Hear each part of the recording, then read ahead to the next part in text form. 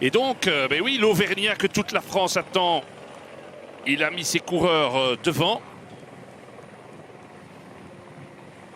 Romain Bardet, la France qui s'est amourachée de ce fier chevalier dans l'avant-dernier col des Alpes, l'avant-dernier col de ce Tour de France.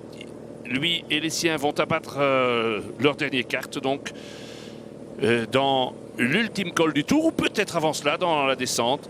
Vous l'avez vu hier sur les ultimes lacets du Galibier. Quand l'air vient à manquer, l'Auvergnat a osé 3 attaques tranchantes et décidé, mais Froome, assis sur sa moulinette, tout à fait retrouvé depuis Péragude. Et ce diable d'Ouran, ne l'oubliez pas, qui lui colle à la roue comme un chewing-gum sous la chaussure. Eh bien, ils ont résisté. Ils ont résisté. Et le Colombien a même soufflé à Bardet au millième la place de Dauphin désormais. Hier, la Croix de Fer, le Télégraphe, le Galibier ont réconcilié durant quelques heures Alberto Contador avec sa légende de grimpeur sautillant. Ont enfoncé un petit peu plus Nairo Quintana dans ses tourments et ont confirmé que Froome était plus que jamais impérial. Le Britannique gère sa course cette année avec la rigueur d'un comptable et la méthode d'un ingénieur. Comment l'attaquer?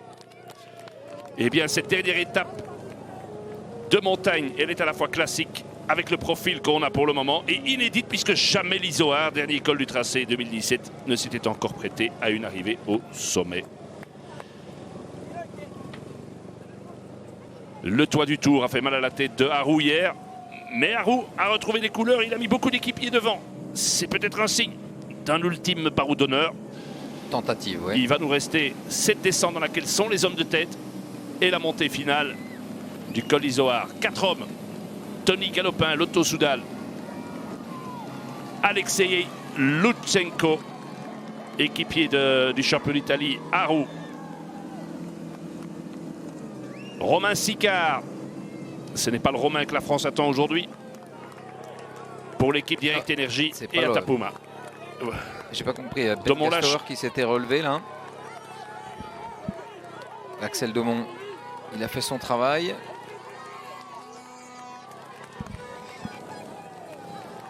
Et Nassen qui est prêt à basculer. Froome s'occupe plus de sa musette que du champion de Belgique. Ouais, il prend du ravitaillement parce qu'on se doute que si on fait la descente, on aura du mal à avoir du ravitaillement dans le pied du col. Et non seulement, regardez, c'est lui qui fait la distribution. Ça, c'est quand même une image extraordinaire de Froome qui a 2 km du sommet à plus de 2000 mètres d'altitude. C'est distribution générale pour ses équipiers. Ouais, c'est surprenant que ce soit lui qui ait pris les musettes.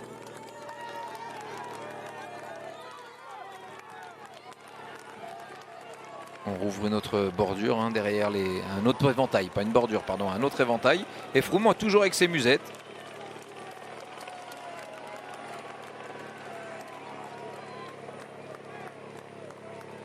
Il est embêté. J'allais dire, il est enquiquiné avec sa musette là. Il va la donner à Niévé. Je n'en veux pas une deuxième. Allez, je jette alors. S'il te plaît, si tu je peux prends et l'acheter. puis je jette.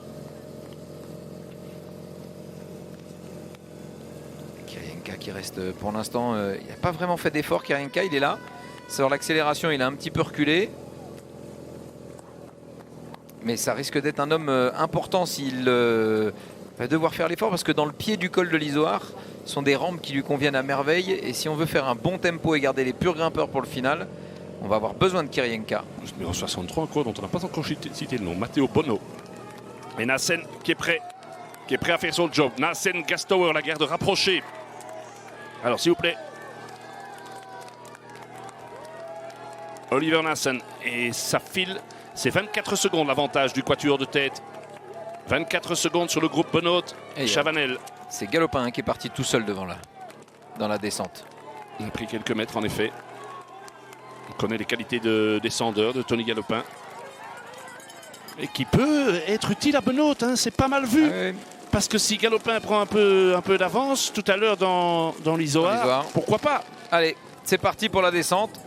On va avoir dans quelques minutes une réponse à la tactique employée. Mais je suis quand même surpris parce qu'on va quand même pas avoir l'effet de surprise.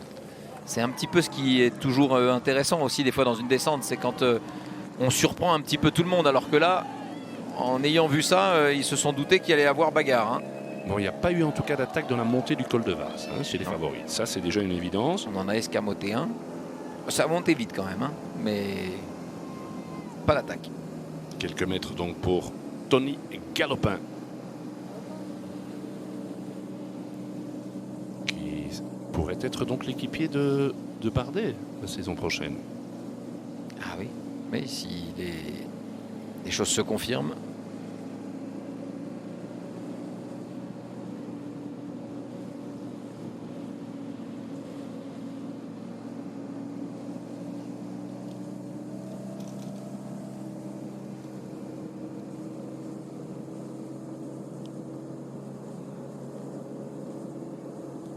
C'est pas très technique hein, pour le moment ça comme descente. On touche pas au frein, on n'arrête jamais de pédaler.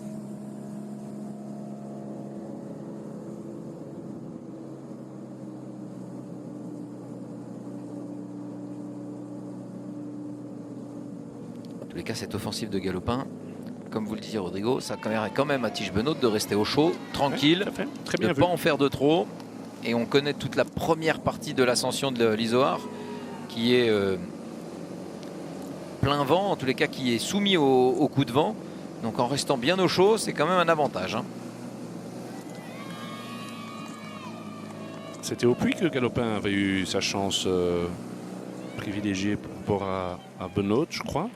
Et maintenant, on a peut-être tendance à essayer d'inverser la tendance, changer. Ouais, surtout qu'il est dans le gros groupe, dans le troisième groupe, mais un groupe assez intéressant, composé de plusieurs équipes qui ne sont pas forcément représentées devant, donc qui vont devoir travailler.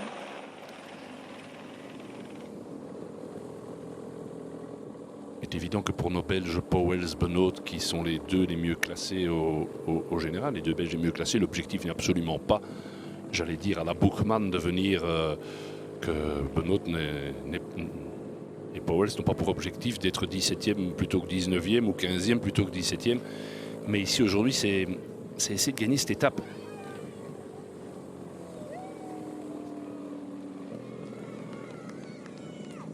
Et donc Lutsenko qui fait le travail devant Sicard et Atapuma.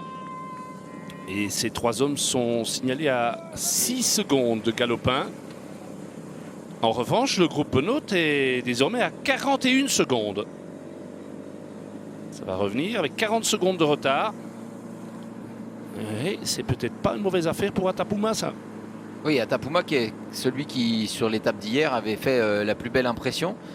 Qui se retrouve là, il ne faut pas qu'il en fasse, bien évidemment, une fois qu'il va être devant, il ne faut pas qu'il en fasse de trop. Mais là, j'ai l'impression qu'il profite quand même bien des travails des purs rouleurs de cette échappée. Oui, je rappelle que cette équipe avait mis vraiment le paquet avec 5 coureurs dans l'échappée matinale. 5 coureurs.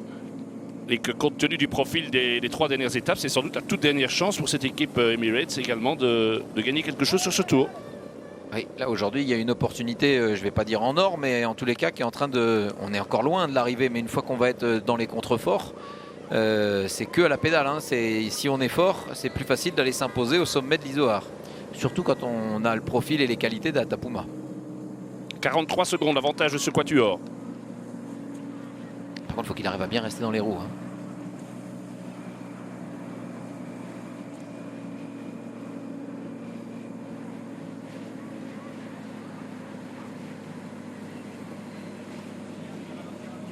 Quatre coureurs en tête.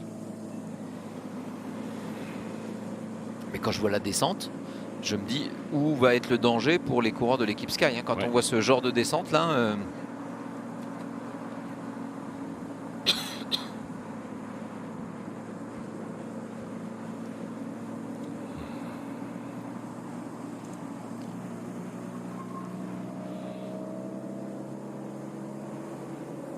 Mais vous voyez, comme ça ne roule pas, pas fort dans ce groupe, ça a même permis à des garçons comme Roulands ou comme Cummings de revenir. Ouais.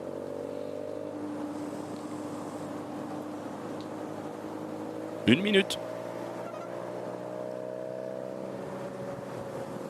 Alors que Navarro, Hardy et Edé sont sortis. Ils sont intercalés. Donc, ces 4 coureurs, à 45 secondes, Navarro, Hardy, Edé. Et à 56 secondes, le reste du groupe. Ils sont encore 22. 4 devant, 3 en poursuite, 22. Et puis le peloton. Dernier pointage de Radio Tour, 5,50 pour le peloton maillot jaune, c'est-à-dire donc 15 secondes de moins que ce qu'on vous met sur l'écran. Carrément, ouais. Et tout ça sous l'impulsion des coureurs de l'équipe AG2R, hein, quand même. Oui, qu'on aimerait bien voir.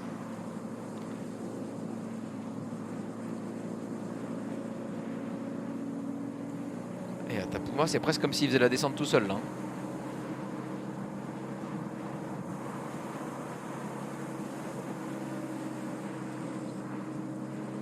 Voilà, on voit le maillot jaune là et un Nassen, donc comme on le pensait, qui emmène avec 4 équipiers. Non, un des 4 est évidemment Bardet. Voilà. Oliver Nassen. Et Germay. Germay qui fait la jonction avec le groupe intercalé. Donc ils sont 4 désormais derrière le quatuor de tête. Navarro, Hardy, Edé, Germay. Pris 2-3 risques dans la descente, l'Éthiopien. 36 km de l'arrivée.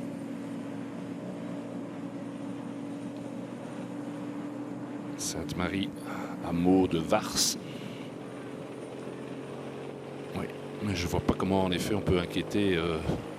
Mais non, là je suis vraiment surpris. Je me dis autant si la descente est technique, on peut faire quelque chose, mais là il n'y a pas de. Il n'y a pas de danger, on utilise des cartouches qui vont peut-être même manquer dans le pied du col, hein, parce qu'on a quand même une partie du col où c'est assez roulant, enfin assez roulant. C'est pas non plus des cols très roulants, hein, mais je suis surpris. Au pire, on le fait en attaquant et on arrive à prendre 10-15 secondes et on enclenche une bagarre, ce qui fait que tout le monde est obligé de travailler. Alors là, on leur propose une situation quand même, je ne vais pas dire idéale, mais on fait un forcing intéressant. Et Cummings qui se dit, après tout, il faut peut-être y aller parce qu'il y a quand même 1 minute.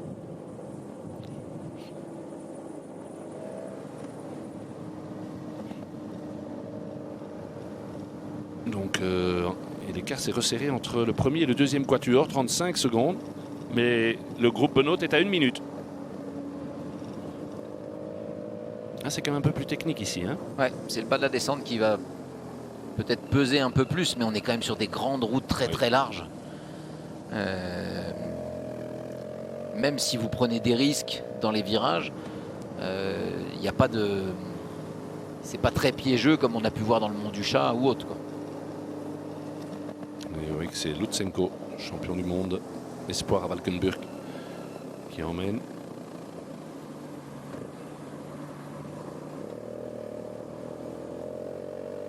Il y a Tapuma qui doit se dire, emmenez-moi comme ça au pied de l'Isoar, messieurs. Avec une petite minute d'avance sur les autres grimpeurs. Ils lui font la trajectoire là. Et le visage, le faciès de Oliver Nassen. Gastauer. Nassen, Gastauer. Viermoz et Franck devant Bardet.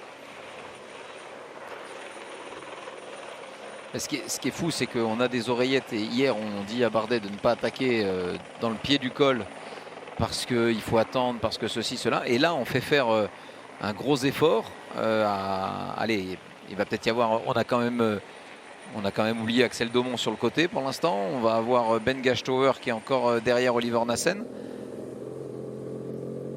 Alors que nous avons maintenant quelques coureurs du groupe initialement. Oui, donc c'est Minart.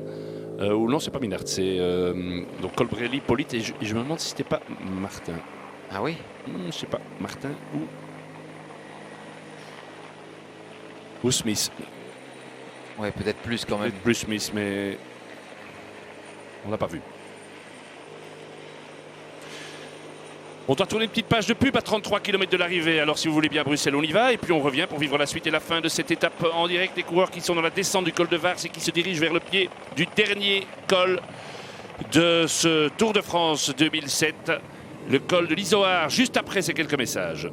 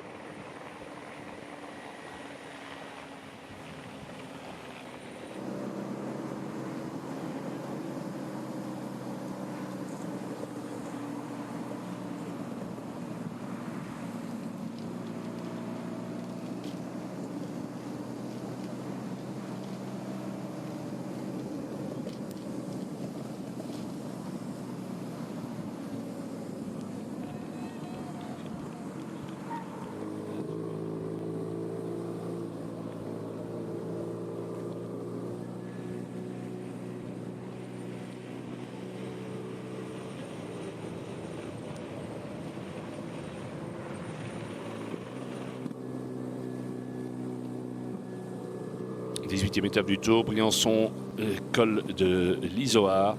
Vous voyez le groupe maillot jaune emmené par le champion de Belgique, Nassen, et toute l'équipe de Bardet.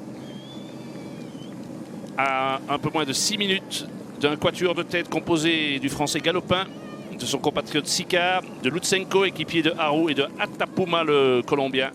À 30 secondes, nous avons un autre quatuor, Navarro, Hardy, Ede et Germay. Et à 59 secondes, 22 coureurs, parmi lesquels Tige Benoot, Jan Bakelans, Serge Pauwels ou Sylvain Chavanel, entre autres.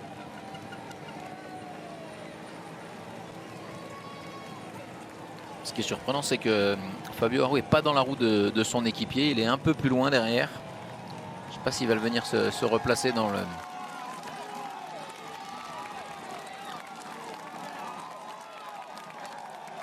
Voilà, et dès qu'on est le pied, c'est reparti de l'autre côté. Hein. Mais ce n'est pas encore le pied de, non. de l'Izoard. Hein. Non, on a beaucoup de petits contreforts comme ça, des petits rempaillons. On monte de 1000 mètres hein, sur la seule ascension de l'Izoard, qui est, dit-on, ici au Tour de France, ce que la cathédrale de Reims est à la royauté française. Si vous avez moins de 70, si vous avez plus de 70 kilos, vous vous faites absolument aucune illusion sur cette ascension. Les 7 premiers kilomètres ne dépassent jamais les 7%, jusqu'à hauteur des villages de Harvieux et de La Chalpe. Puis une fois à Burnissard, le dernier virage, là ça devient terrible, 10% de moyenne les 7 derniers kilomètres. On en a eu des histoires dans l'Izoard. En 1939, René Vietto, vêtu de jaune, a craqué, la faute en partie à un braquet inadapté. Et en larmes à Briançon, il a dû céder son maillot jaune au Belge Silvermaas. En 1953, Louison Bobet a bâti sa première victoire en y prenant le maillot jaune, qu'il ne cédera plus. Il est passé 3 fois en tête, ce qui est un record. On évoquera dans cette ascension les mémoires de Bobet, de Coppi, mais aussi du fondateur du Tour de France, Henri Desgranges.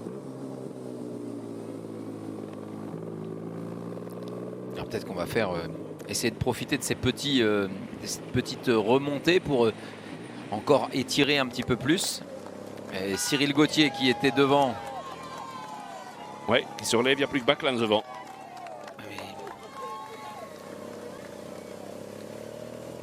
On sert à quoi là, Cyril Gauthier, du coup?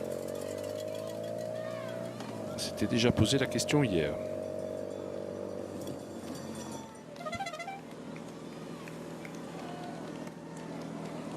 « 15 secondes d'avance pour le groupe Galopin sur le groupe Navarro. »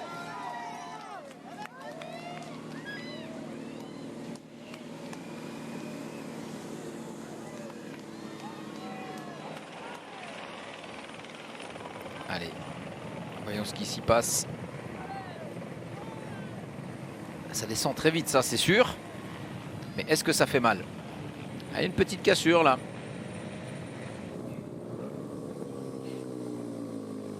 Il faut me laisser passer un équipier.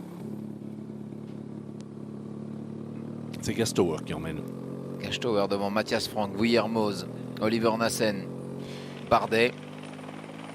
On laisse passer Kwiatkowski qui fait, bah oui, c'est à lui, le travail. C'est lui qui a les plus grandes qualités de descendeur. Tout à l'heure, quand ce sera nécessaire dans l'Izoard, on peut s'attendre à voir évidemment Landa. Mais dans la descente, c'est Kwiatkowski. Kouran est attentif aussi.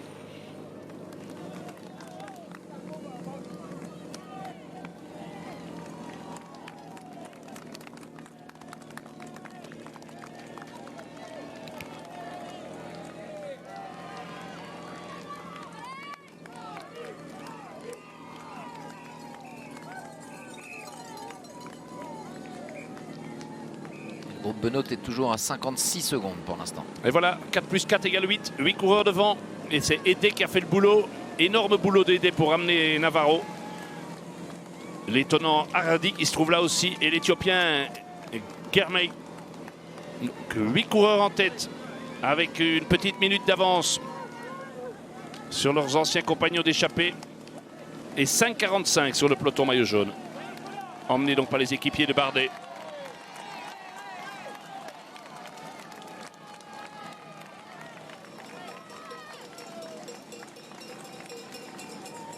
Et ça bouge.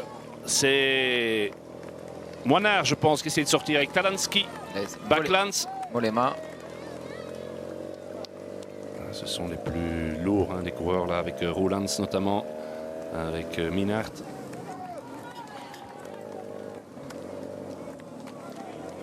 Jurasek qui fait l'effort. Mollema. Ah, il est là, Guillaume Backlands Martin. est là. Et Guillaume Martin qui est bien revenu. Et oui, bien refait. Cummings, Pierre Roland. Et Backlands y va.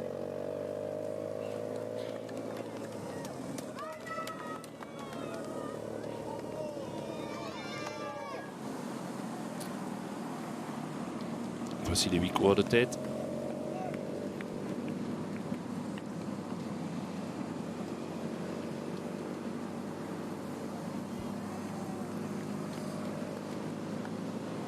On n'est plus qu'à 28 km de l'arrivée. Hein. Et Ulissi est sorti du groupe. Ulissi avec Mollard.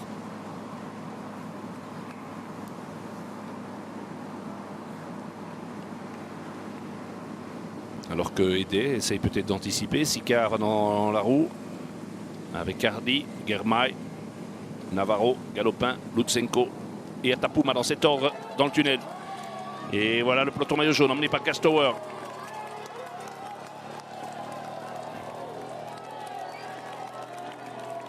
Très attentif, Froome. Ouran et Harou un cran derrière.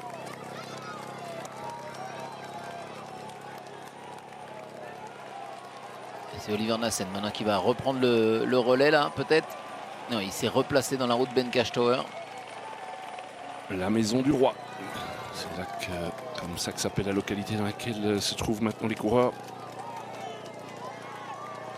Castower, Nassen, le luxembourgeois, le belge. Viermoz, Bardet. Et derrière Nassen, un peu caché, c'était Mathias Frank.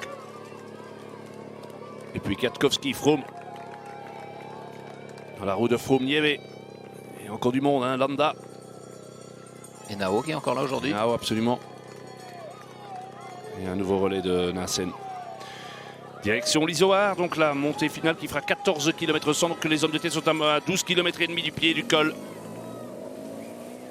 Où on avait eu, il y a 45 ans, Cyril, et je ne prononce pas votre prénom par hasard, une des passes d'armes les plus incroyables de ces dernières années.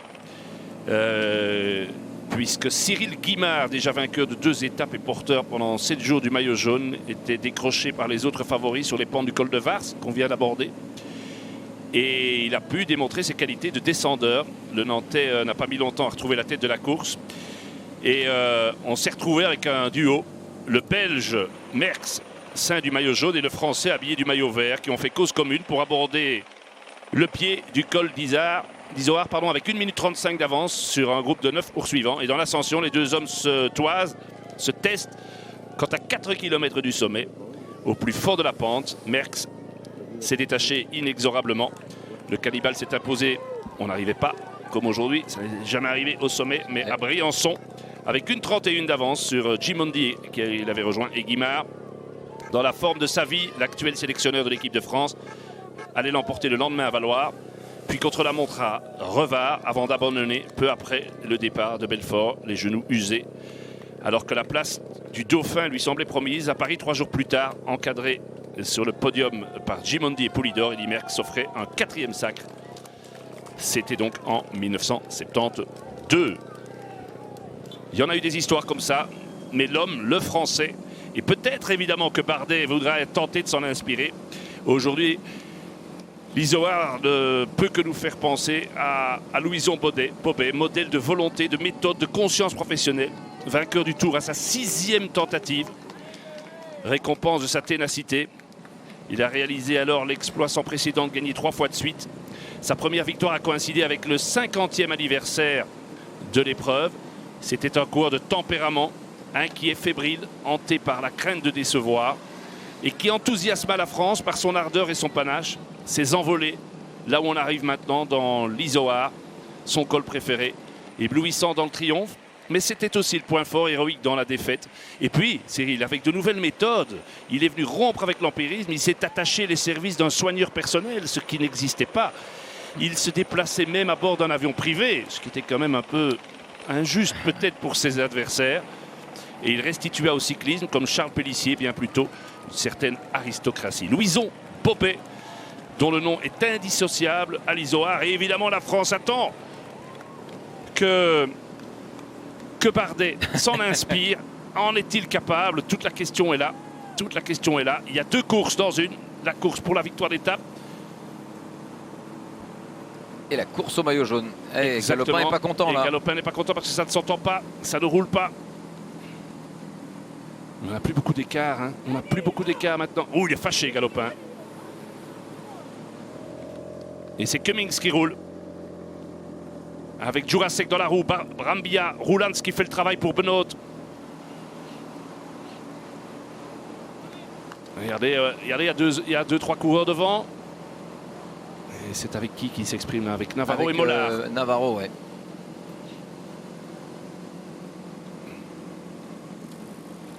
Ouais, le groupe Benoît Cummings, c'est à 1,14. Hein. Ça devient un peu beaucoup. La Meurting qui est sortie de ce groupe. Parce qu'on est déjà un petit groupe et on n'arrive plus à s'entendre de façon idéale dans ce peloton. Donc c'est ce qui met un peu Galopin sous pression là. De Gent a pu revenir. Valgren est toujours là. C'est un des coureurs les plus lourds de l'échappée. C'est un signe. Et Cummings qui se met à plat ventre pour qui? Pour Powells, probablement. 1,20 hein, pour l'instant quand même. On perd du terrain. Ça va plus vite devant. Et oui, on fait plus le forcing devant pour l'instant que derrière. Hein.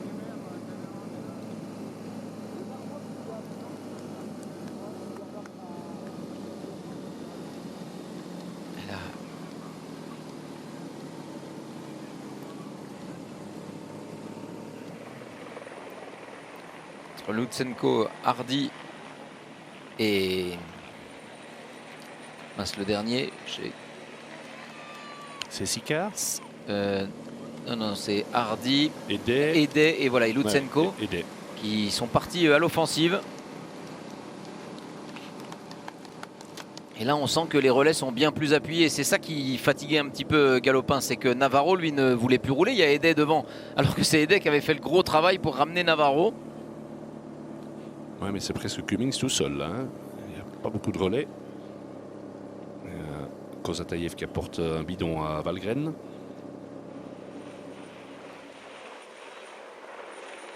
Donc on a le trio Edet, Hardy, Lutsenko avec 10 secondes d'avance sur Galopin, Navarro, Ulissi, Mollard, Atapuma et Sicard. Et le groupe Benoît, Backlans, Chavanel emmené par Cummings, c'est à 1,16. Le peloton a un peu plus de 5 minutes.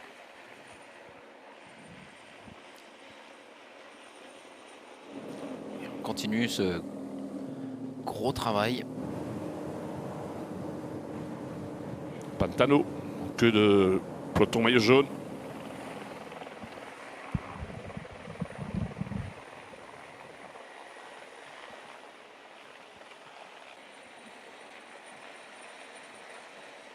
« 10 secondes d'avance.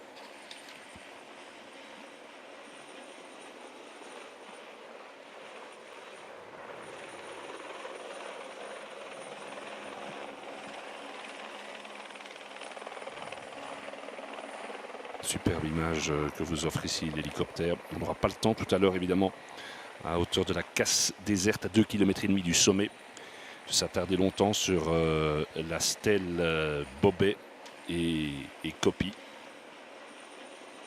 On n'aura certainement pas le temps non plus. Et de rendre hommage aussi à celui qui a inventé le Tour. Henri Desgranges, ancien clerc de notaire, fasciné par les courses cyclistes. Henri Desgranges enfourcha tout naturellement un vélo et battit le record de l'heure sur la piste de Buffalo en parcourant 35 km 325 mètres. C'était le 11 mai 1893. Et 2 ans plus tard, il écrivait un traité d'entraînement dont le titre est plus connu que le texte, La tête et les jambes. Puis il fonda l'auto-vélo, rebaptisé L'Auto. Homme d'action, ayant le culte de l'effort, Desgranges était autoritaire, vindicatif. Et s'il possédait quelques atomes de chaleur humaine, il les dissimulait derrière un masque hermétique. Ce qui ne l'empêcha pas d'avouer en 1912, au soir de la grande étape pyrénéenne Luchon-Bayonne, 326 km, disputée de bout en bout, sous une pluie battante, J'ai l'âme angoissée de tout ce que j'ai vu. Après avoir découvert la splendeur du Galibier en 1911, il rédige un éditorial d'un lyrisme délirant, intitulé « Acte d'adoration », écrivant à propos de la divine bicyclette « Je l'aime de m'avoir fait l'âme capable de la comprendre, de m'avoir pris le cœur avec ses rayons, d'avoir encerclé une partie de ma vie dans mon cadre harmonieux. » Ce style n'était pas celui de Jules Renard, qui collabora occasionnellement. L'auteur de Poil de carotte consacra une ligne très vacharde au patron des Granges. Sa culture m'avait vite paru essentiellement physique. Physique, le travail du champion de Belgique. Avec une équipe qui a récupéré Gauthier, qui était dans le groupe devant. Et donc, les écarts qui se creusent, en tout cas entre les hommes de tête et le groupe avec les Belges. Ravitaillement pour Martine. Passage en revue des troupes.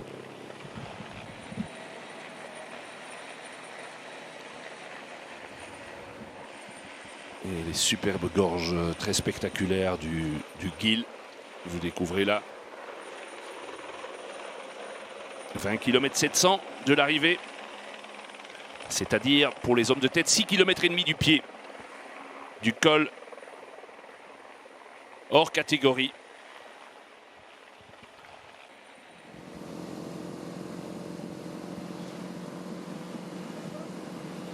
Lutsenko aidé.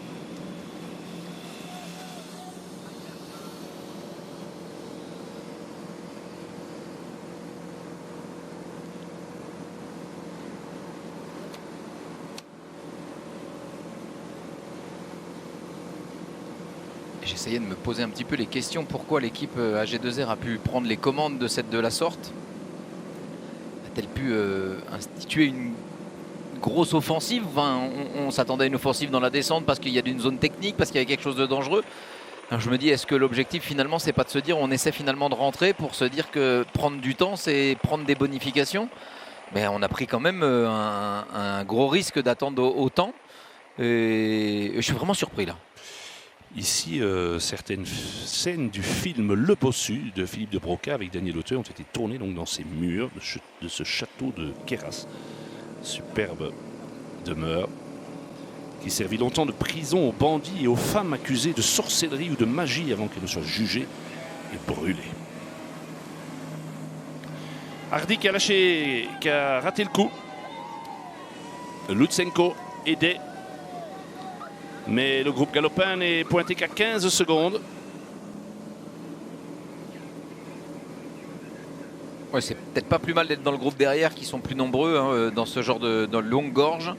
Oui, avec des coureurs comme Navarro et Atapuma qui sont peut-être les deux qui présentent les plus belles caractéristiques. Ouais, Navarro, c'est une situation intéressante parce que finalement avec Aidé devant, il va pas travailler derrière.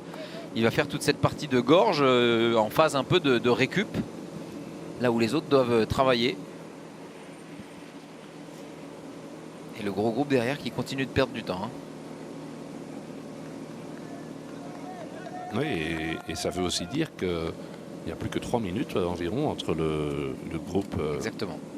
des Belges et le groupe maillot jaune.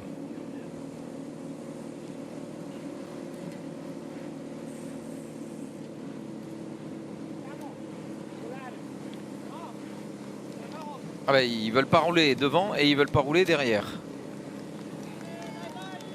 Et ils sont plus capables au milieu, ici, parce qu'il n'y a qu'un seul homme qui roule depuis un long moment, c'est Cummings. Bon, on sait qu'il y a la grosse ascension hein, derrière. Mais... Ouais.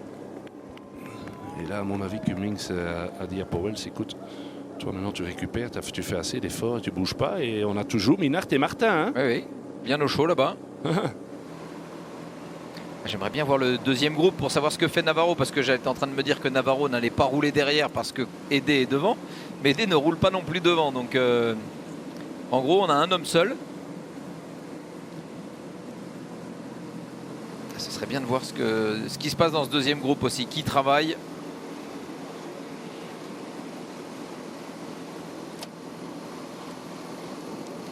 Ah, J'ai cru qu'il allait l'attaquer, je me dis quand même pas. Et pas l'intérêt. 20 secondes l'avantage de ce tandem sur les 8 coureurs lancés à leur poursuite.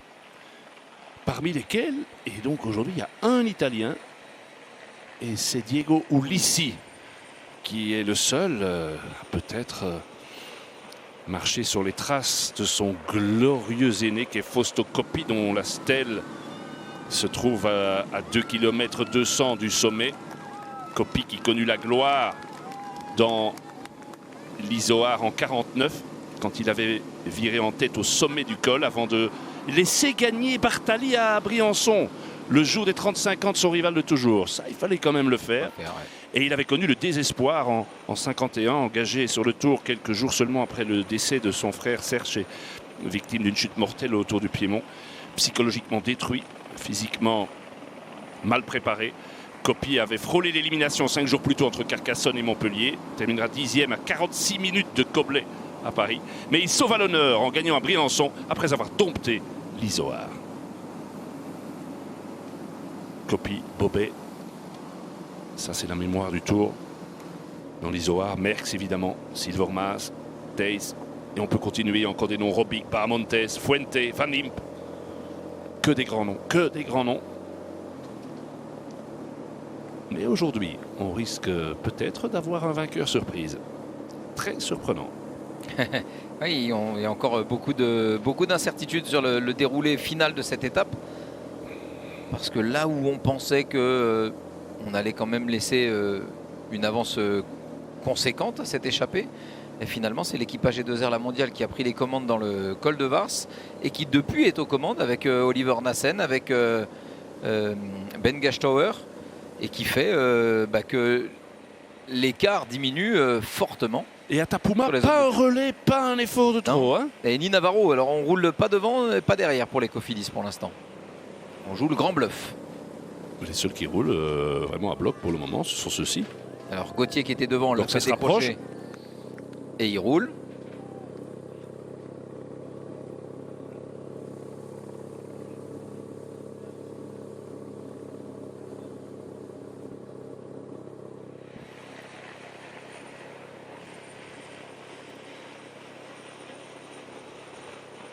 Le peloton vient de passer sous la banderole des 20 km de l'arrivée.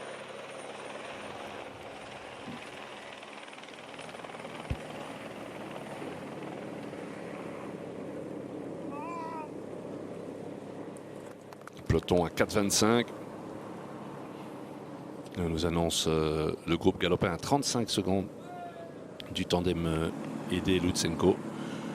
Le groupe avec les Belges emmenés par Cummings à 1,32.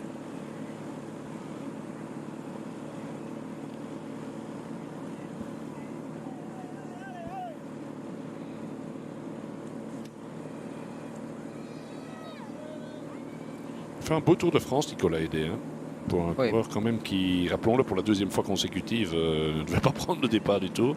Oui, et à chaque fois qu'il vient sur le Tour de France, c'est un coureur qui est devant, dans des étapes difficiles. Très bonne mentalité, la façon dont il a ramené Navarro là tout à l'heure. C'est pas le coureur qui va prendre une échappée sur une étape de plat pour se dire alors qu'il est... Non, sur les étapes difficiles de moyenne montagne, c'est un coureur qui est devant, qui est à l'offensif. C'est même surprenant qu'on n'ait pas pensé à lui au sein de l'équipe Cofidis, même si l'équipe était probablement articulée autour de Nasser Boigny.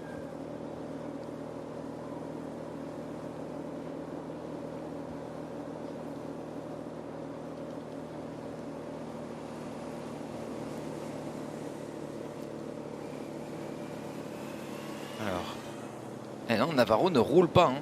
Navarro, devant, personne ne sait que Edé ne roule pas. Et Navarro ne roule pas ici.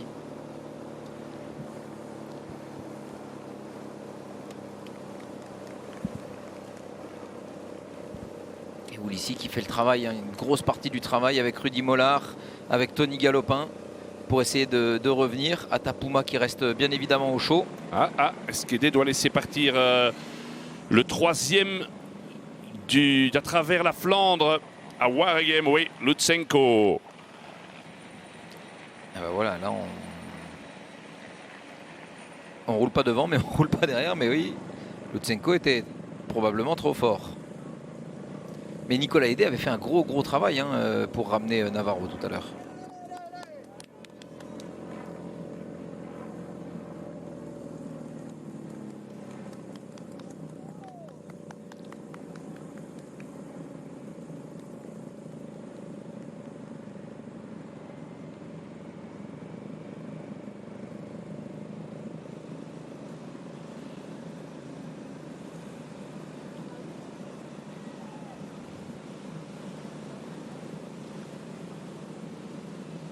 Regardez, ça c'est vraiment ce qu'il y a de... Quand vous êtes seul devant sur des routes comme ça, c'est très dur. Hein.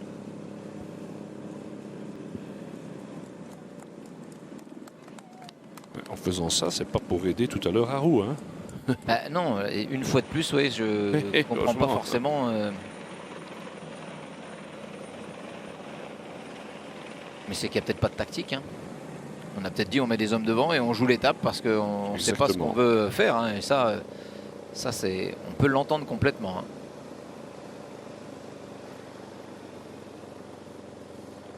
Bon, Atapuma qui a toujours Ulissi avec lui.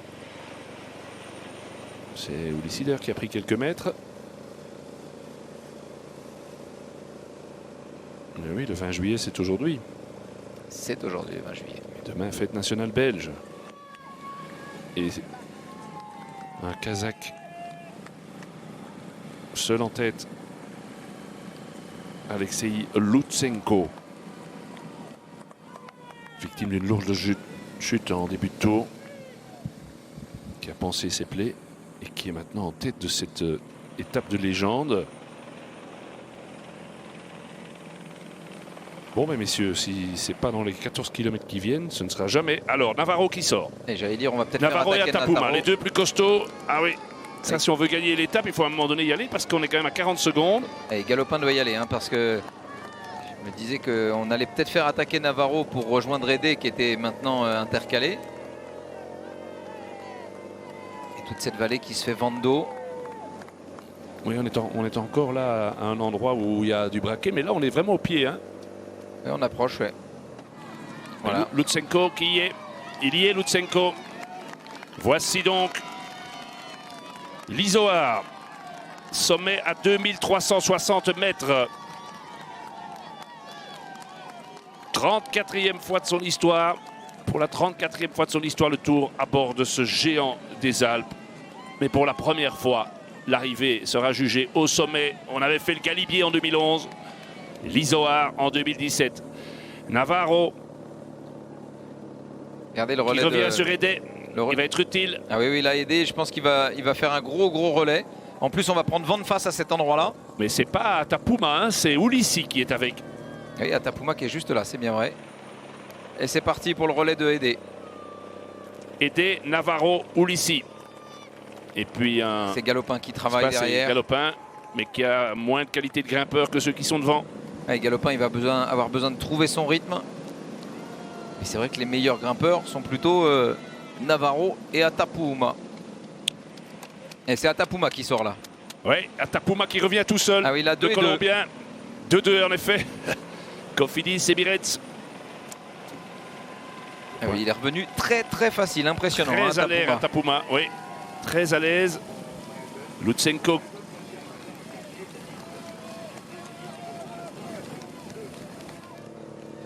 Ouh, Et Galopin aussi. Profite de ces passages. Je rappelle que les 7 premiers kilomètres, on n'est jamais au-dessus de 7%. C'est jouable pour Galopin. C'est après que ça va devenir compliqué. Oui, hier, il a quand même fait de belles montées, mais c'est vrai qu'il va être confronté à un pur grimpeur. Hein, avec deux purs grimpeurs, entre la présence de Navarro et de Atapuma. Attention, Ulissi va quand même bien aussi. Et Hédé, lui, va se sacrifier. Que se passe-t-il derrière ? Il y a plus grand monde dans le groupe maillot jaune hein, avant même que ça commence. Chavez. Voilà. Il y aura des jours meilleurs. Nassen. Ah, il a bien donné. Hein. C'était pas Contador. Et il me semble bien que c'était Contador, oui. Non, il est encore là, je pense, à côté de Pantano. Là, ah oui, c'est vrai. Mais il est dans les tout derniers. Hein. C'est vrai. Tony Martin. Tendam. Périchon. Char. Ouais. Jean-Louis Maté pour la Cofidis qui a décroché. On est en train de d'écrémer là. Il reste encore Gauthier, Gastower, Franck et Vuillermoz. Mais pour que Barthès rime vraiment avec Bobet, il va quand même falloir tout doucement penser à y aller maintenant. Tenter quelque chose. Oui, là on a les hommes du classement général. On vous rappelle les écarts. Et toujours Thomas Degand dans ce groupe de Exact. dans ce groupe d'hommes forts, hein, parce que là c'est vraiment le groupe d'hommes forts et Thomas Degand qui est toujours là. On vous rappelle donc que Uran et Bardet sont à 27 secondes du maillot jaune. 4 centièmes de seconde les ont départagés à Düsseldorf. Et n'oubliez pas que s'ils sont égalité à Paris, il faudra ajouter les centièmes de Marseille. Hein. Oui. On n'en est pas là.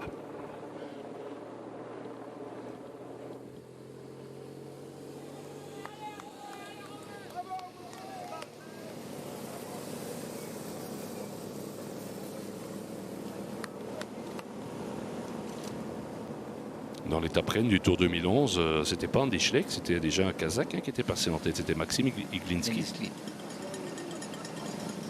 Il va quand même bien, hein, Thomas Degand, parce que Ouais. pour être là encore aujourd'hui dans cette dernière Alors étape. Edé se relève, le boulot est fini. Il n'y a plus que 40 coureurs dans le peloton maillot jaune. Alors il va y avoir les coureurs éparpillés partout dans l'Isoar. Ici, nous avons Ulissi, Galopin, Navarro, Atapuma, Hardy et Mollard.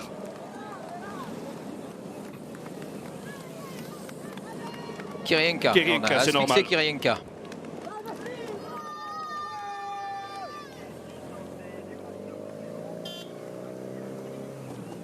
Cummings. Grosse pression là, hein. Par contre dans le pied de l'équipe AG2R. Et du coup Kirienka il n'aura pas roulé aujourd'hui. Hein. Exact. Il aura sauté mais pas roulé. Degand, on a vu Thomas Degand que de ce peloton. Et toujours Lutsenko en tête. Dernier pointage, 44 secondes d'avance quand même. Et démarrage de Atapuma Allez, pur avec grimpeur, Navarro. là. Là, les purs grimpeurs doivent y aller. Avec 45 secondes. C'est l'étape qui est en jeu pour des équipes qui n'ont encore rien gagné dans ce tour. Ouais. Je ne parle pas de Astana, hein, puisque n'oubliez pas quand même que Haru a gagné la planche de Belleville. Ouais. Hein. C'est fini pour Gauthier.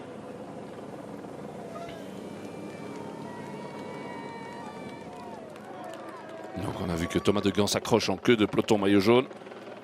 Et désormais Gastower, Franck et Vuillermoz. Et Bardet en 4e position. Les AG2R qui courent à l'Ascari hein, là pour l'instant. On essaie d'asphyxier tout le monde. C'est surprenant mais... Et Froome a encore 3 équipiers aussi. Hein. Oui, Donc oui. c'est 4-4 là. Plus qu'un seul. AG2R Et Sky. Oui. Et il n'y a plus d'équipier pour Oran. Non, mais il a Talansky devant. Talansky devant. C'est peut-être pour ça que Talansky n'est pas en train de s'époumoner, lui. Ouais. Contrairement à ce que fait Lutsenko. Peut-être que Lutsenko, Talansky lui, peut encore être utile. Non, Lutsenko, Oh, il ne sera plus utile. Hein, quand si ça revient, il y a des chances que ça revienne quand même. En plus, il y a du vent. Regardez comme c'est dur devant. Ouais, et le groupe Benoît est à 2 minutes 4. Donc voilà, hein, là, les deux hommes forts, on va dire, de cette échappée. Les deux meilleurs grimpeurs se sont détachés. Et maintenant, on va travailler ensemble. Oui, il va falloir quand même rentrer sur Lutsenko. Je ne suis pas sûr que l'entente soit extraordinaire. Relais Il de leur faut Atapuma. les forts pourcentages. Hein. Oui. Ça va arriver dans 3 km Ouais. et demi. Je suis pas inquiet avec l'arrivée au sommet de l'Isoar. Regardez. Ah oui, intéressant. Positionnement de chacun.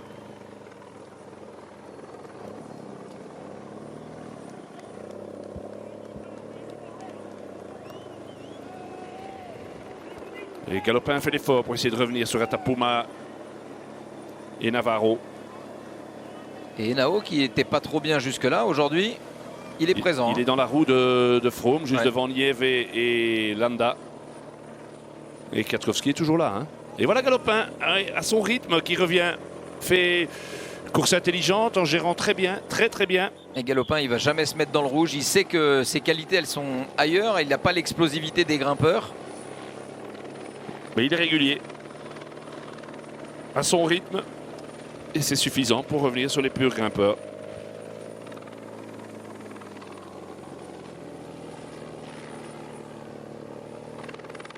Chapeau à Tony Galopin, en tout cas, franchement. Ouais. Il va tout donner là. Et Pantano. Il finit pas le tour aussi frais qu'il avait fini l'année dernière. Hein. Et ça y est, Degan qui décroche un petit peu. Le message de Philippe Theys, c'est pas celui qui a gagné 3 fois le Tour de France, j'imagine. C'est aujourd'hui la grande étape de montagne de Gent-Repris. Non mais les coureurs, c'est dur. Hein, là. Il y a quand même de la fatigue. Hein. Regardez, ça a quand même égrené fortement. Hein. On est peut-être surpris de la tactique employée par les coureurs de l'équipe AG2R. Alors là, on voit bien. C'est sympa là, le geste entre Barguil et De Gent. Parce qu'il est venu le féliciter pour lui dire. Il y a beaucoup de respect. Moi, je trouve que c'est énorme. C'est aussi pour ces gestes-là que ce sport est beau. Et c'est aussi pour ça qu'on devrait lui donner la combativité. Parce qu'il a été au combat, mais il a bien vu qu'il ne gagnerait pas. Combativité et fair play peuvent aller ensemble. Bravo. Et c'est peut-être son plus sérieux rival pour la combativité. C'est peut-être une image qu'on va ressortir, celle-là. Surtout qu'à la limite, Barguil il va finir avec le maillot à poids. Il y a eu une lutte intéressante. Mais tous ces gars, évidemment, ne peuvent qu'être admiratifs pour ce que Thomas fait jour après jour. Et oui. Et puis prenons en compte ce qui a été fait dans la première semaine. Il a pris du poids, là. Vous avez vu Sagan avec le maillot de champion du monde et qui faisait une photo. J'ai pas fait attention. J'étais en train de vous regarder. Il faut absolument qu'il reprenne la compétition. Oui, je disais, n'oublions pas ce que Thomas De Gent a fait dans la première semaine. Et Warren Barguil a lui plutôt géré ces 6-7 premiers jours de tour. Et Lutsenko ne perd rien. Hein. Il a toujours 44 secondes d'avance sur ses 3 poursuivants que voici. Et il monte gros plateau, hein, Lutsenko. Là, on a vu des images. Alors, Ulissi aussi est gros plateau. Lutsenko qui était encore à l'agonie il y a quelques jours. Pardon? Lutsenko était encore à l'agonie il y a quelques jours. Là, il est bien relancé. Hein.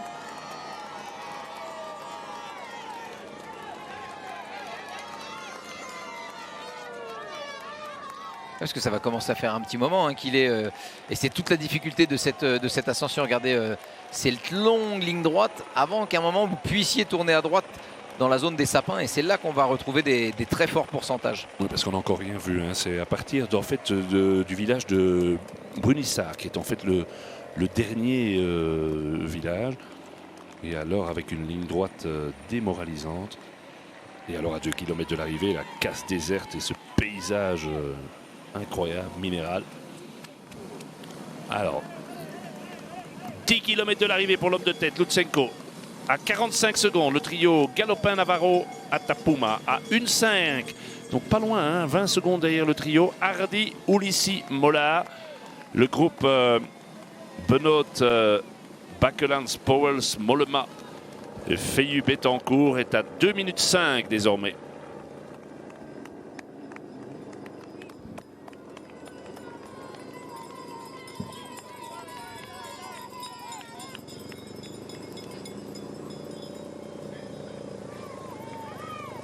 Il a vraiment du mérite, Tony Galopin, d'être là dans un color catégorie avec deux vrais grimpeurs. J'allais dire, c'est quand même celui qui a le profil le moins le profil des grimpeurs. Hein. On avait dit la limite c'était 70 kg, mais il fait 70 kg. Hein.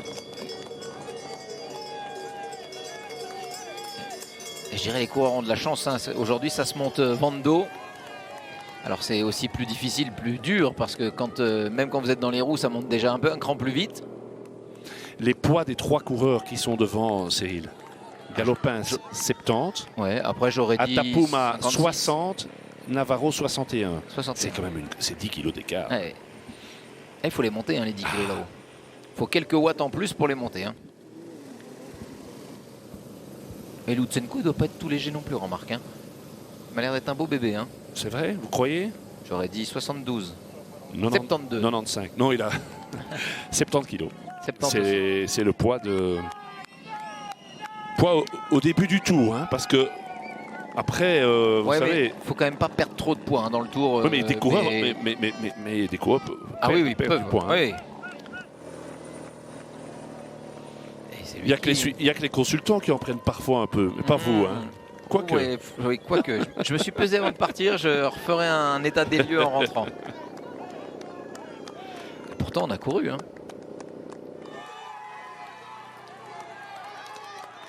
Un gros relais de Ben Gastauer. Ah oui, là, le luxembourgeois, on a beaucoup insisté sur le travail de Nassen, mais celui du luxembourgeois est vraiment à mettre en évidence également. Mais c'est bizarre parce que autant j'aurais la sensation que les qualités des coureurs d'H2R ça aurait été d'avoir de monter plutôt par à-coup avec des vraies accélérations qui auraient pu faire mal à des coureurs à la Sky. Et là on le fait en montant au seuil, en rouleau compresseur, et j'ai la sensation que les coureurs de la Sky derrière ils doivent être ils doivent en avoir encore dans les jambes. Hein.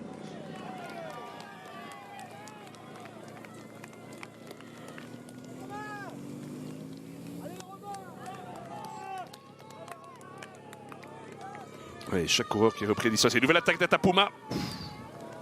Le Colombien. Et Gallo au rythme, au train.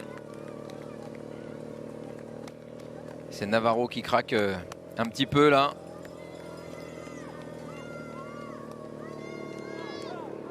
Ouais, il se ravitaille. Hein. Navarro, il mange. Oui, mais c'est peut-être que la fringale est... Parce que manger ce qu'il est en train de manger là c'est qu'il a plus de gel, plus rien. C'est que la fringale le guette. Ça, c'est pas bon signe. Hein. Si c'est là maintenant, à mon avis, il aura du mal à se refaire. Et regardez, hein, les coureurs de la Sky, ils ont encore des personnes pour le ravitaillement. Ils ont repris des musettes alors que les coureurs de AG2R n'ont pas eu de ravitaillement depuis un petit moment maintenant.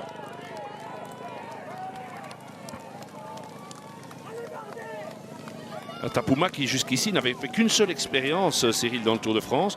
Chez BMC en 2015, il avait abandonné dès la 7e étape qui menait les coureurs à Nancy.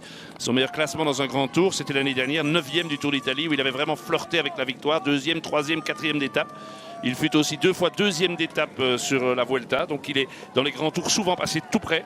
Et son plus beau succès, il l'a acquis au Tour de Suisse en remportant une étape l'année dernière. Et ça y est, c'est parti hein, pour Atapuma. Et Ben Gastauer qui s'est écarté aussi. Hein. Et il a raison, parce que 3 minutes 15 à 8 km de l'arrivée, dans un col comme ça, même malgré ses qualités, tout dépend de voir si les favoris attendent l'extrême fin. Voir ce qui se passe un petit peu derrière encore. Parce que là maintenant c'est Mathias Franck hein, qui va avoir repris les commandes. Alors là on va arriver, je pense, du côté de Burnissart. Là, non il va falloir... Brunissart, c'est à 7 km 700 de l'arrivée, donc on est déjà passé la Châle. Brunissart, c'est...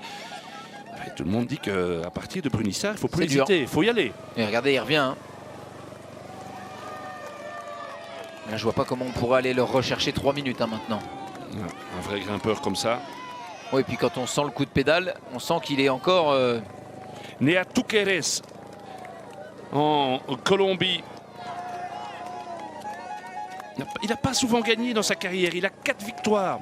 Une étape du Tour de Beauce au Canada comme néo-professionnel, une étape du Tour du Trentin, une étape du Tour de Pologne et une étape du Tour de Suisse. C'est tout. Et différence de poids, je vous l'ai dit, il y a 10 kilos entre Atapuma et Lutsenko. 20 secondes, ça revient. Alors Geschke, ça sont les coureurs repris, Geschke, Veuclair. Et toujours le duel AG2R Sky. Oui, mais au rythme. Ils attendent là. Meintjes qui ne quitte pas la roue de Yates forcément. Ah, c'est Caruso qui a décroché derrière. Le 11e du général alors. Ouais. D'accord. Et on va l'attendre. Hein. On a un équipier là qui va l'attendre.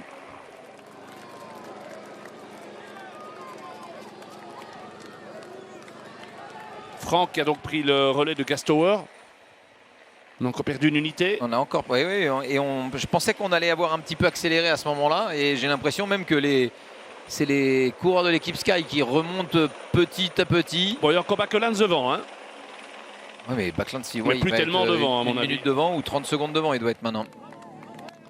Dernier écart, 18 secondes entre Lutsenko et Atapuma.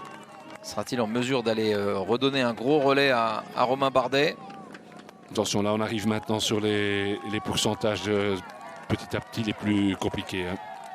Les 7 derniers kilomètres, là on est dans du 10%. Et puis à l'altitude, ne l'oubliez pas, on va dépasser les 2000 mètres, 2360 mètres au sommet. Brambilla a repris. Impey qui va s'occuper de Kreuziger, non, surtout de Yates. De Yates, oui. Martin qui boit. Roland repris. Ah, et alors, est-ce que ça bouge là avec Roland? Est-ce que ça bouge avec Roland? Parce que Roland, regardez, on dirait qu'il veut se mettre devant pour refaire un relais là. Ça retourne. Et Mathias Franck qui ne sait pas aller pour l'instant. Il est à bloc, Mathias Franck.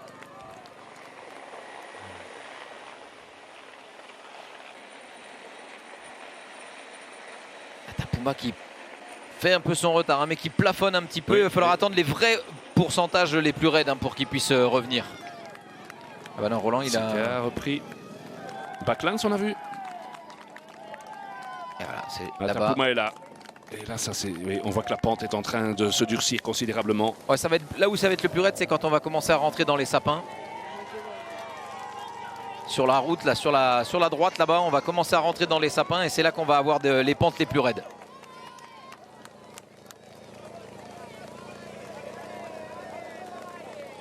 Dès que vous arrivez au bout de cette ligne droite, là, on tourne à droite, la route tourne et vous montez dans les sapins et on va chercher les pourcentages les plus forts de cette ascension. 15 secondes maintenant.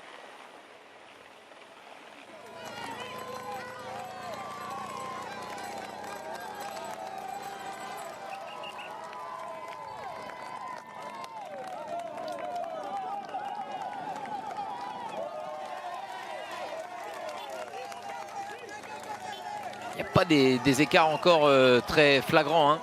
Galopin n'a pas explosé.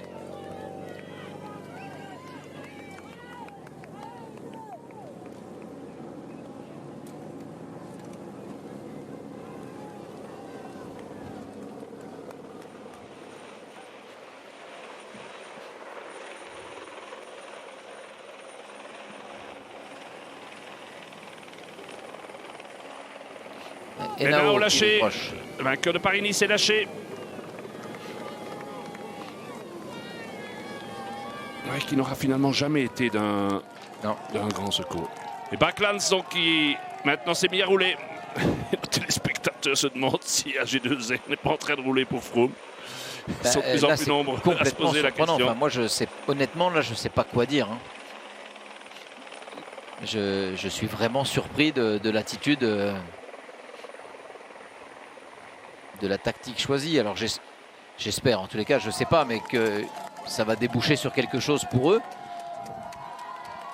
Parce que autant hier on pouvait se dire on voudra finir le tour, on va tout tenter pour ne pas sortir et nourrir de regrets. Je vous rappelle, mesdames et messieurs, que pour avoir une chance de gagner le tour, Uran, Bardet, Arroux doivent prendre 2 minutes minimum aujourd'hui. 2 minutes à 6 km 6, est-ce que c'est possible? Oui, Hermoz ne peut pas. Bardet. Il n'y a plus que Backlands. Il n'y a plus que Backlands. Et Franck à l'arrêt aussi. Alors, Bardet dans la roue de Backlands. Et Backlands, il fait mal là, hein. Oui, là il fait mal. Là il fait très mal. Regardez, même Arroux qui doit revenir. Uran qui reste dans la roue de Landa. Là ça s'écarte, hein. Ça fait mal. Backlands qui fait un gros effort. Kwiatkowski. Je crois que Froome va devoir passer Kwiatkowski. Hein. Il est toujours là, hein, Kwiatkowski, en troisième position. Oui, mais Nieve a décroché. Oui. Et il y avait Dan Martin qui décrochait. Arroux aussi. Martin Arroux. Attention, là, on a le 6e et le 4e du général Arroux qui confirme qu'il lui manque un petit quelque chose. Ses difficultés d'hier dans le Galibier. Attention, là, il n'y a plus. Là, on est d'homme à homme maintenant. Contador en dernière position dans la roue de Barguil. Uran qui reste. Et attention, Landa. Mais c'est pas une attaque, il prend devant. Ils vont faire tempo. Et voilà, merci pour avoir fait notre travail. Maintenant, nous, on prend le relais. Kwiatkowski qui est beaucoup plus fort que Henao, qui est beaucoup plus fort que Nieve aujourd'hui. Après Landa, le deuxième homme. Et Atapuma qui a repris et déposé maintenant. Et voilà, là on est dans les Lutsenko. parties les plus raides. Hein, Et il doit y aller parce que 2 minutes, c'est jouable, mais c'est pas gagné si ça fait la bagarre derrière. À 2 minutes en 6 km, si ça fait la grosse bagarre, c'est chaud. Hein. Maintenant, quand on s'appelle John Darwin, la théorie de l'évolution, on connaît. Hein, donc, il va essayer de gérer ça. Et Barguil, il a raison. Lui, On lui laisse. Bah, on lui laisse. il peut y aller. Il peut y aller, il Faire n'est pas honneur à dangereux son au classement maillot. général. Il est 10e à 8 minutes 52. Et Barguil qui dit je vais peut-être gagner l'étape. Ah bah là, 2 minutes, ça peut aller vite. Hein. Et Contador. Contador. Ah mais Contador, il est quand même, Ouais. il est quand même éblouissant. Flamboyant. Flamboyant. Même si c'est pas le Contador Oui, des mais grandes évidemment, années, d'accord. il y va. Dès qu'il peut, il y va. Mais il ne se contente pas de rester. Barguil et Contador qui s'associent. Kwiatkowski, Landa, Froome. Et Haroun n'attaquera pas aujourd'hui. Hein. Martin revient. Martin s'est bien battu. Et Haroun Haroun qui aussi. est comme hier. Hein, comme hier. À chaque accélération, 5 mètres. Et puis serrer les dents pour essayer de revenir. Et il Il lui est- manque un petit peu de force à Il est Haroun. courageux. Beaucoup de bravoure. Mais il manque de la force. Ouais, on sent qu'il est un petit peu. Il est là, mais il est limite quand on voit. Quand on voit Il peut pas comment gagner le tour. Peut pas gagner le tour. Kwiatkowski- ouais, comment on voit Kwiatkowski, comment il est encore en force, on gère.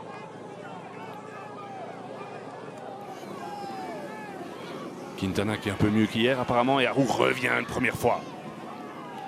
Et Quintana est mieux, ouais. En attendant la prochaine accélération. Oui, Quintana est mieux. On me dirait sa marge de progression par rapport à hier était réelle. Ouais, c'est psychologiquement, il n'y a pas que le physique, il y a le psychologique. Hein. Hier, il a sombré, il était presque à 8 minutes du vainqueur. Il est 12e du classement général à près de 13 minutes. Il pourrait finir avec le chrono à plus d'un quart d'heure normalement. Toujours sous contrat jusqu'en 2019. On a beau dire que tout le monde vient, que Landa va arriver, mais il est toujours sous contrat. Alors, regardez comme Barguil et Contador sont en train de les reprendre un par un. Minart. Est-ce que Mollema peut être utile? Ah, c'est pas mal vu ça. Il y a Talansky qui est là, qui lui attendait peut-être. Ah, c'est parti, Mollema. Ah oui, Mollema, Allez, viens, il va viens. essayer. Hein. Et Barguil, il Viens, aurait dû le voir. Parce qu'il aurait pu prendre la roue là, de Mollema pendant un petit moment, Barguil, plutôt que de faire le tempo. Voilà, faut qu'il prenne la roue, Barguil. Mollema va faire un travail sur peut-être 500 mètres, un Il y a petit kilomètre. d'autres coureurs que des Sky. Ah si, quand même. Il y a Bardet. Mais Bardet, Nieve est revenu. Hein. il en a encore hein, sous la pédale, hein, Bardet, on a l'impression. Hein. Là, je pense que Bardet, il devrait tenter de se dire, allez, on va au duel, quoi. Il n'y a rien à faire contre la force collective. Ah, on a mis en route de les Sky, caméras. là, pour le moment. Regardez cette force collective. C'est la moitié de l'équipe. Hein. N'oubliez pas que Thomas n'est plus là depuis un moment. Hein. 4 sur 8. 4 sur 8. Imaginez que Thomas aurait pu être là en plus. Voir Poul s'il n'était pas... Et ils veulent encore aller en chercher l'année prochaine. Quintana, c'est ça? Chez Sky. Mais je comprends pas que des grands leaders comme ça aient envie d'aller dans ce type d'équipe pour travailler. Ah oui, Alors c'est que l'argent est plus important que le palmarès. probablement. John Darwin Atapuma. Une 49, hein. Oui. On a perdu du temps. Et là, Tige Benoît et Serge Pauwels. Qui voit passer Barguil. Oui, mais Barguil va un petit peu plus vite apparemment que Contador. Et Contador, il a fait le jump, ce qu'il sait bien faire, mais il a du mal à tenir le rythme. Et Benoît qui apprend, qui regarde, qui est au milieu de ce qu'on fait presque de mieux. Et qui était à l'offensive en étant devant. Et je pense que c'est un très très bon apprentissage. Hein. Je me souvenais quand on est parti du Düsseldorf, on se disait à la fin du Dauphiné, il faudra voir ce que ça donne sur 3 semaines. Hein. Important de voir comment il va pouvoir se comporter. Il n'y a pas eu de jour sans, il n'y a pas eu de jour où il n'a pas été bien du tout. Il a toujours été présent. Donc je pense que c'est très très bon enseignement, une très grande expérience pour Tige Benoît que ce Tour de France. Oui. Et Barguil aussi est quand même prévu, quand même destiné à un bel avenir. Hein, quand vous voyez ça. Ouais, mais est-ce que c'est pas un Et coureur qui va regardez être... cette image, regardez cette image. Le but c'est d'isoler Froome et le seul qui a encore non seulement il a encore toute son équipe pratiquement, ne peut pas faire mieux et tous les autres sont tout seuls. Tous les autres sont tout seuls. Cette image hélicoptère était vraiment symptomatique de la supériorité numérique Ouais, c'est clair. des Sky. Avec un S comme supérieur. Et surtout qu'on a presque tout mis en œuvre pour qu'ils se retrouvent dans cette situation idéale. Hein. On les a pas sollicités, on les met pas en pas... difficulté. S comme supérieur, K comme kilowatt et Y comme yellow. Et c'est pour le moment les 3 lettres magiques à Bardet, Bardet ou Ouran a essayé de tenter quelque chose. Il reste quand même un peu plus de 5 km pour le faire. Alors, Bétancourt qui vont être repris par Barguil, qui va plus vite que Contador et qui font littéralement. Est en train de revenir, Barguil.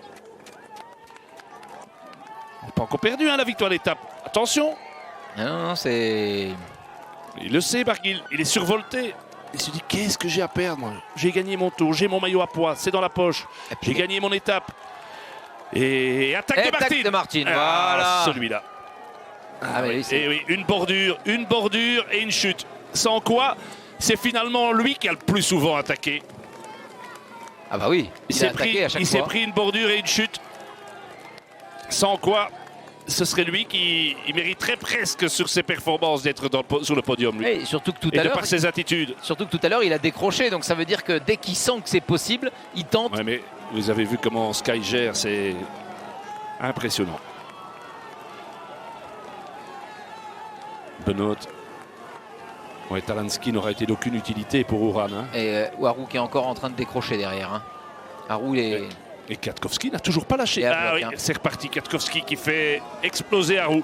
Hey. C'est le deuxième effort qu'Harou doit accomplir. Il est tout près de son Italie ici, tout près. Ses supporters sont là, mais rien à faire. Hey, même Nieve et Landa sont déjà plus forts qu'Harou. Eh oui, la montagne est impitoyable et on ne trompe pas. Il est jeune, il a un talent, il a aussi beaucoup de panache. Il a porté le maillot jaune, hein. C'est quand même le seul coureur hors Sky qui a porté le maillot jaune dans ce Tour de France, hein. Fabio Harou. Ah oui, c'est vrai. Il ne faut pas l'oublier. Hein. Et Quintana. Non, y a personne. Il vaut mieux être dans la peau d'Harou que de Quintana quand même sur ce tour. Vaut mieux, oui. Ça revient, la deuxième fois il revient. Oui, dès que ça c'est chaque accélération qui fait mal. Et Kwiatkowski qui fait ses... Jusqu'où 4 km, 3 km, jusqu'où est-il capable d'aller? Plus de lunettes. Il y en a un qui a gagné une paire de Oakley. Hein. Ah, ouais.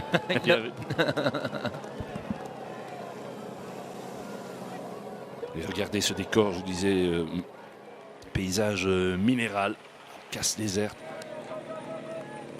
Alors les écarts à Tapoum à 20 secondes. Et Galopin est revenu sur Lutsenko et l'a distancé. Il gère bien sa course. Barguil est pointé à 1 minute. 1 minute en 4 km, c'est faisable. Oui, sachant qu'on va quand même avoir une partie légèrement faux plat descendant, mais quand on est plus frais, on peut aller, on peut rouler vraiment très vite. Et Barguil va y croire là. Oui, il faut voir. Il va quand même falloir à un moment donné que quelqu'un essaye d'attaquer Froome, quelqu'un d'autre que Martin. Pour le moment, Ouran et Bardet n'ont pas encore placé. On sait que Bardet l'a fait 3 fois hier, mais très tard dans le Galibier. Il faut être capable de le faire parce que regardez, ils sont en train d'asphyxier complètement hein, leurs adversaires. Hein. Kwiatkowski est en train complètement d'asphyxier et regardez l'impression voilà, c'est fini pour Kwiatkowski. Et encore une fois, il s'arrête. Oui. 3e fois que Harou doit lâcher pour Kwiatkowski. Regardez. Il va faire marche arrière presque. Ouais, c'est quand même. Il est à l'arrêt, hein. C'est complètement à l'arrêt. Ouais, mais être capable d'aller aussi loin. Et Nieve et Landa attaque. Oula. Non, c'est un relais. C'est un relais ou une attaque? Et Landa il va. Est-ce que c'est programmé ça? Il va s'écarter, il faut qu'il s'écarte. Attention, il y a une 24 et Froome s'écarte. Ah, la tactique des Sky. Ça c'est pour mettre 2 autres sur le podium. Oui, mais là, à la vitesse où il est parti.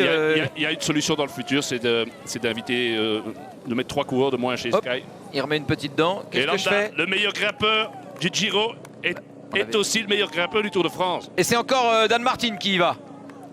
C'est Dan Martin qui y va. Et Froome, il pourrait laisser partir Dan Martin. Hein. Mais oui, c'est vrai. Allez, est-ce que quelqu'un contre? C'est là qu'il faudrait pouvoir le contrer. Mais peut-être que justement, c'est un prétexse pour Froome d'y aller. Parce que, oui, c'est clair, bien sûr. C'est pour ça que je disais, il pourrait le laisser partir. Imaginez que Landa prenne 1 minute 30 aujourd'hui, prenne le maillot. Et là, si Dan Martin s'écarte, c'est là qu'il faut contrer. Et il n'y a personne. Allez. Depuis le début du tour, personne n'a fait dans un grand col une différence comme l'a fait Landa. Hein. Non. Confirmation de ce qu'on pensait.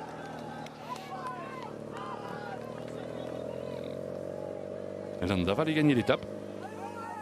Et là, il va falloir qu'il monte très vite quand même. Hein. Oui, c'est vrai. C'est vrai. Atapouma a déjà fait des efforts aujourd'hui. Ah oui, oui. Et le final est très très dur. Hein. On va commencer à monter au-dessus de 2000. Barguil qui se retrouve maintenant deuxième de l'étape puisqu'il a passé Lutsenko et il vient de déposer maintenant Galopin. Il n'y a plus qu'un homme devant Barguil. Et la France qui a trouvé ces deux lettres, ces trois lettres B-A-R, mais c'est pas celle qu'il attendait. C'est une 27 hein, au général. Hein.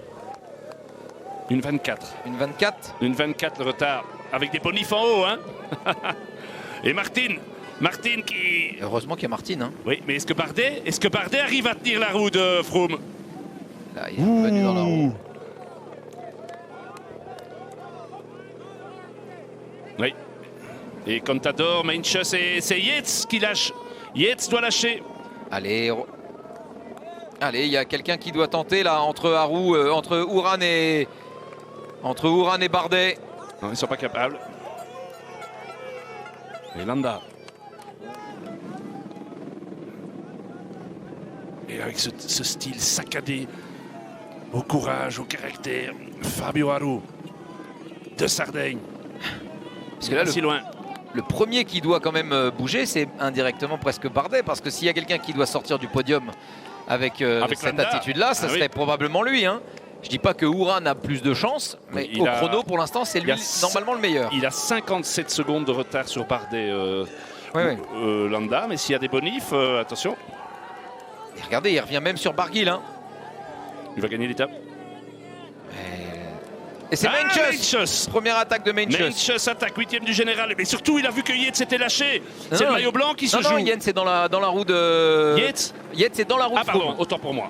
Ouais, Yates c'est dans la roue de Froome. Ouais, j'avais vu un maillot blanc, je pensais que c'était Feiyu qui est beaucoup plus... On va leur demander qu'ils refassent des maillots parce que... Non mais vous avez raison. C'est vrai qu'ils nous ont mis des maillots. Oh là là là, Landa. Mais il décroche pas quand même. Hein.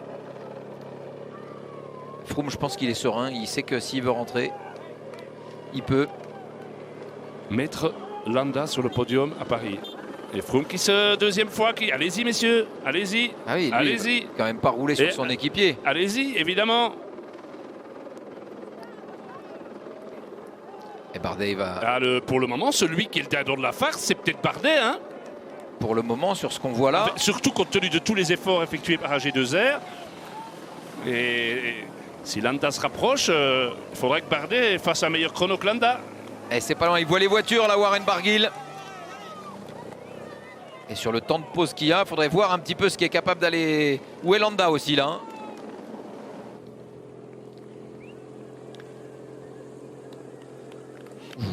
Ça creuse encore. Hein.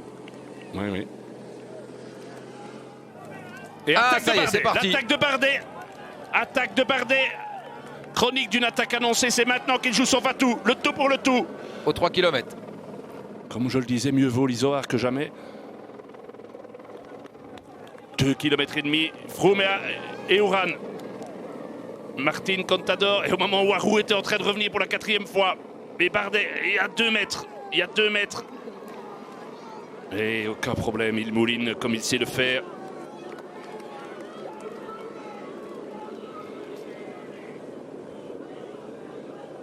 Regardez, on retrouve cette façon de fouetter les pédales en dodelinant de la tête et des épaules. Il mouline à nouveau. Le style traditionnel, incomparable. C'est vrai.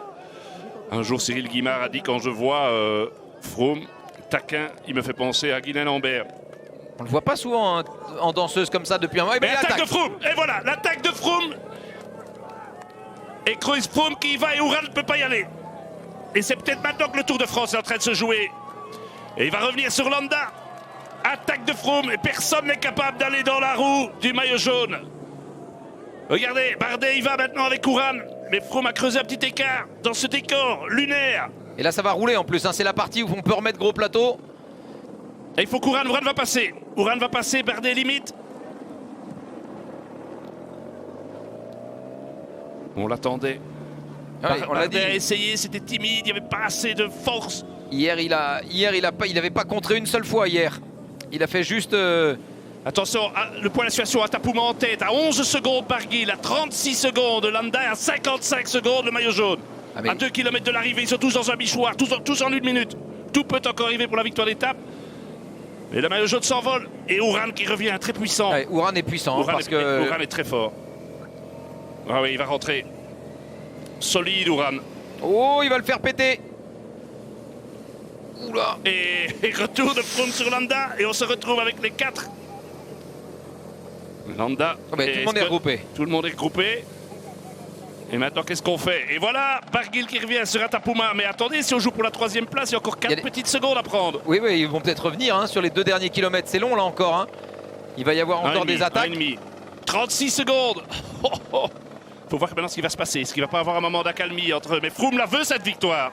Et là, ils sont... Là, la prochaine attaque, elle risque de faire très mal. Hein, parce que tout le monde a été épuisé. On est très haut. C'est une victoire de prestige qui s'engage. Et Barguil qui a repris Atapuma. Qui sait que c'est le Tour de France qui se joue 30 secondes derrière. Et voilà, ils sont là. Ils sont juste derrière. À 25 secondes. Et c'est Landa qui emmène. Ce tour va se jouer au bonif. Ah, c'est quand même dingue. Hein. Ils sont tous au même niveau. Hein. Mais Uran m'a quand même fort impressionné dans la façon dont il est revenu après l'attaque. Hein. Parce que Bardet ne pouvait pas le faire. Au plat, ouais, sur la partie roulante, c'est Uran qui a fait la meilleure impression. À ça pour samedi aussi. Hein. J'ai cru que quand il allait revenir, il allait continuer. Uran, il donnait une sensation de force énorme. Alors il se retourne, il regarde Landa. Ah, en ne bougeant pas, on ne joue que pour 4 secondes de bonif. Ça s'est un petit peu calmé. Hein. Ce qui est peut-être bon signe pour le tandem Barguil-Atapuma. On peut récupérer un petit peu, même nous. Oui.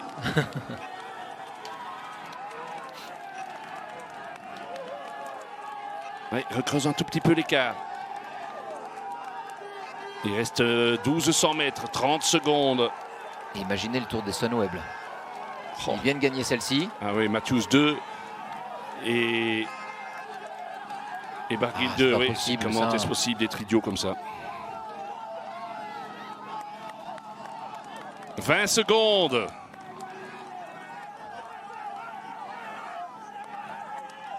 Ils ont gagné 4 des 5 dernières étapes. Hein. Oui. Et les gars là. Non, 3 des 5. 3 des 5. Ça ferait 4 sur 6 si Barguil va au bout. Le dernier kilomètre. Il va le faire sauter. Eh oui. Et Landa. Eh oui. Voilà. Barguil qui lâche Atapuma. Ah bah, il va les gagner.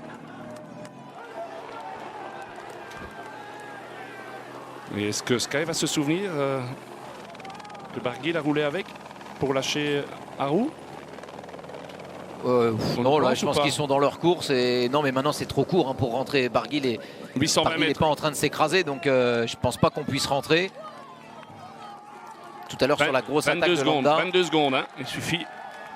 Ouais, mais tout à l'heure, sur la grosse attaque de Landa, il a quand même... Landa n'est pas revenu hein, sur Barguil. Ouais, mais il y a encore des petites bonifs. Il y a minimum 4. À moins qu'Atapuma... Quel tour pour Sunweb, dites-moi. Les 2 maillots à Paris. Et ici, ça va faire 4 victoires d'étape lors des 6 dernières étapes. Ah, on finit en beauté. Hein. Bon, mais là, ça c'est énorme. Première année de sponsoring. Heureusement qu'il y a eu Mollema l'autre jour au Puy-en-Velay et qu'il y a eu Roglic hier. Hein. Sinon, c'est la dernière semaine, les derniers jours. Il est où, Meintjes? Oui, il a essayé, il a attaqué. Arou avec Galopin. Betancourt et Quintana. Arou qui lâche. Et Barguil, à qui il reste un peu moins de 500 mètres. Ah, j'ai cru qu'il avait des... Mais toujours 22 crampes. secondes. Et ça bouge pas derrière. Et Froome fait un grand pas. Froome fait un très grand pas. 400 mètres.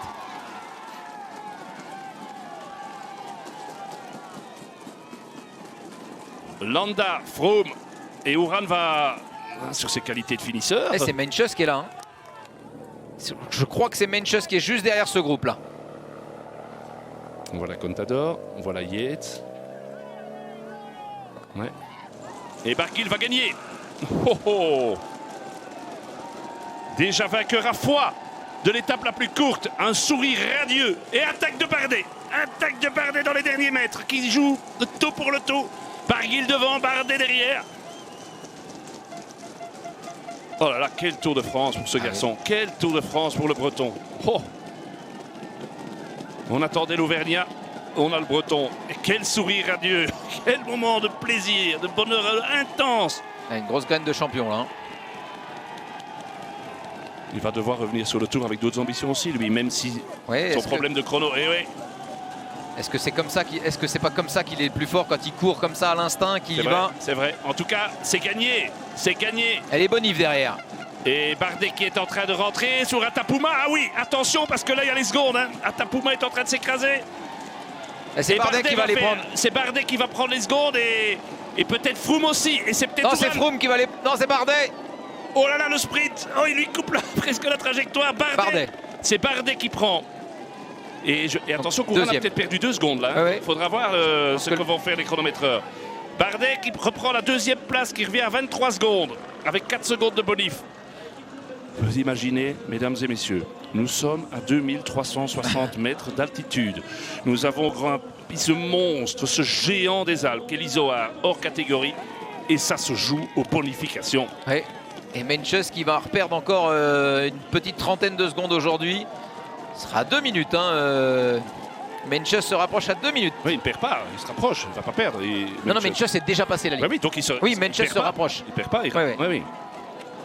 Et Contador, chapeau. Oui. Je ne le voyais pas finir le tour comme ça, Contador. Hein. Quintana derrière et Arrou. Et Arrou qui définitivement abandonne tout espoir de figurer sur le podium. Mais je crois même qu'il sera dépassé par Landa. Tant d'efforts pour grappiller 4 secondes, mais pour redevenir le dauphin. Oui. Il revient 2e. Il faudra voir si Froome et Bardet n'ont pas repris 2 secondes à une seconde ou 2 à. Il y a peut-être une cassure quand même entre les deux. Hein. À Uran, qui a semblé moins bien sur les derniers mètres en explosivité. Uran. J'ai l'impression qu'il craquait un petit peu là, Romain Bardet, des larmes de souffrance, des larmes aussi de la pression qui va un tout petit peu retomber quand même. Oui, parce qu'il faut être honnête, hein, même s'il n'a jamais été aussi près, il est à 23 secondes. C'est difficile de faire. Il ne peut plus gagner le tour. Hein. Non, j'imagine pas qu'il puisse gagner le tour maintenant. Vous me direz, il peut toujours avoir un coup de bordure de main, c'est vrai, on est au bord de l'eau, mais bon, quand on voit la force de la Sky, rien n'est fait. Mais là, je pense quand même qu'aujourd'hui, Froome. Il a quand même fait craquer Uran dans le final. C'est vrai. Alors le classement, qu'est-ce que ça nous donne? Il y a 2 secondes de. Il y a 2 secondes, c'est ce que je pensais. Il y a 2 secondes, donc Uran se retrouve à 29 secondes. Donc au général, on va avoir Bardet à 23, Uran à 29.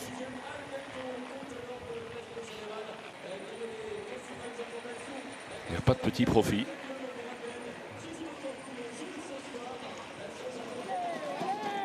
Tant qu'à faire, j'imagine que Froome préfère perdre 4 secondes sur Bardet que sur Uran. Oui. En perspective, quoique. Et c'est Serge Pauwels qui arrive là. Oui, Serge, avec Talansky, Mollema, Pauwels. Dan Martin qui a perdu que 39 secondes finalement. Meintjes a pris 22 secondes à Yates en définitive. Ce qui devrait permettre à Yates d'être tranquille, hein, Cyril. Oui, là, Yates, ça lui donne quand même 2 minutes d'avance. Combien vous m'avez dit exactement? Il lui a repris 22 secondes. Ils étaient à 2,28 je crois. Donc ce matin. 2-2, je pense qu'objectivement Meintjes ne peut pas refaire 2 minutes 2 sur le chrono. Non. Donc, bon, mais moi j'ai l'impression qu'en clair qu'on a là le podium. Ouais. Et que Bardet et Uran devraient se disputer la 2e place. Mais bon, en 30 secondes, en 29 secondes, se tenir à 3 en 29 secondes, ça veut dire que, voilà, bien sûr, Froome est... Allez, qu'est-ce qu'il a? Les meilleurs spécialistes, de toute façon. Il a un pied et 3 ou 4 doigts de pied de l'autre. Vous voulez dire sur la boîte du premier sur la première marche du podium à Paris. Mais voilà, on sait qu'avec des écarts pareils, vous avez un incident mécanique, un souci pendant le chrono. Mais à la régulière... Jamais dans le Tour de France depuis 2013, Froome ne s'est réellement planté dans un chrono. Et la seule référence négative qui peut permettre à Uran de gagner le Tour, la seule référence négative de Froome en référence à Uran sur plus de 20 km remonte à quelques années. Et Uran n'a jamais confirmé ça.